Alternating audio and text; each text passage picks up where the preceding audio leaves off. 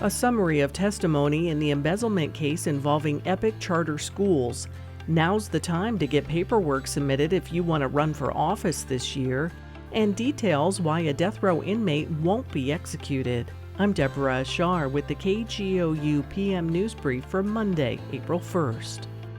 Testimony from last week's preliminary hearing for a massive embezzlement case against Epic Charter Schools founders outlined wide-reaching efforts to maximize profits and conceal financial records. State Impact's Beth Wallace reports, after taking a deal, one major player in the alleged scheme took the stand Friday.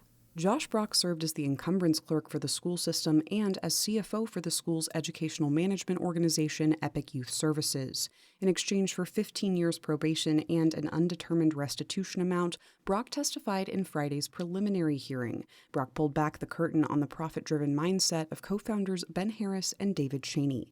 Cheney, Harris, and Brock were arrested last summer under the Oklahoma RICO Act. Cheney and Harris face 15 counts, including racketeering, embezzlement, obtaining money by false pretenses, presenting false claims to the state, and money laundering. Brock testified to bogus coding schemes in financial reports, vendors created to conceal money movement, and a system of upcharging students for learning fund expenses to maximize profits. The hearing did not conclude by Friday and is scheduled to reconvene May 7th. For State Impact, I'm Beth Wallace. Elections will be held in 68 counties tomorrow, largely focused on school bond proposals and municipal elections. Voters in the Piedmont Public Schools District will decide the fate of a nearly $113 million bond package. If passed, the bond would fund the construction of a new elementary school, a new intermediate school, and a new safe room at Stone Ridge Elementary School. Some voters in Enid will see multiple issues on their ballot.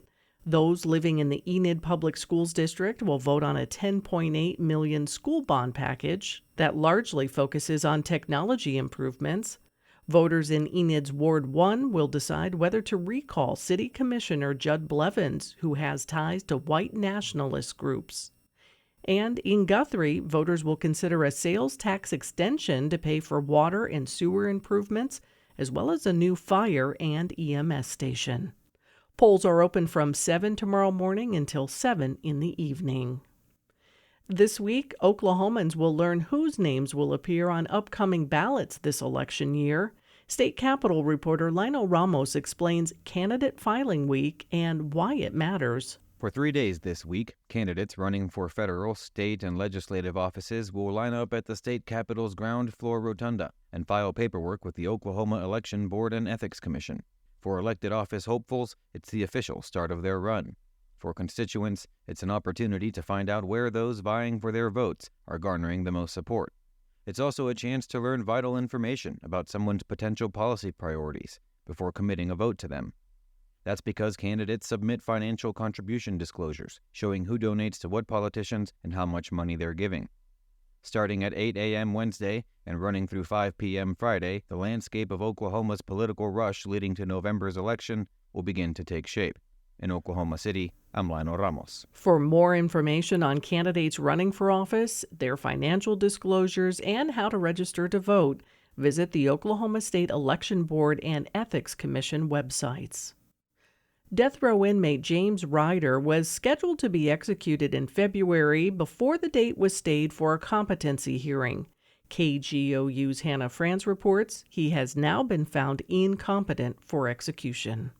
Pittsburgh County Judge Michael Hogan ruled Ryder is not competent for execution due to his severe mental illness. Evidence included in the competency hearing showed Ryder's schizophrenia causes extreme paranoia and delusions, which impact his ability to understand his death sentence. The court was also provided with evidence the Oklahoma Department of Corrections has classified Ryder as one of its most severely mentally ill prisoners, and he has previously been found incompetent by a federal judge.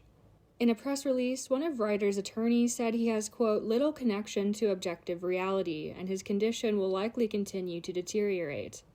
ODOC must now determine the best place for Ryder to be safely contained until his competency can be restored. I'm Hannah Franz. You can find more Oklahoma news on our website, kgou.org, and on the KGOU AM NewsBrief podcast. I'm Deborah Ashar. At a time when information continues to come at us faster and faster, sometimes you need to hit pause and rewind. NPR's Throughline takes you back in time to the source of the news stories filling your feed. Find NPR's Throughline wherever you get your podcasts.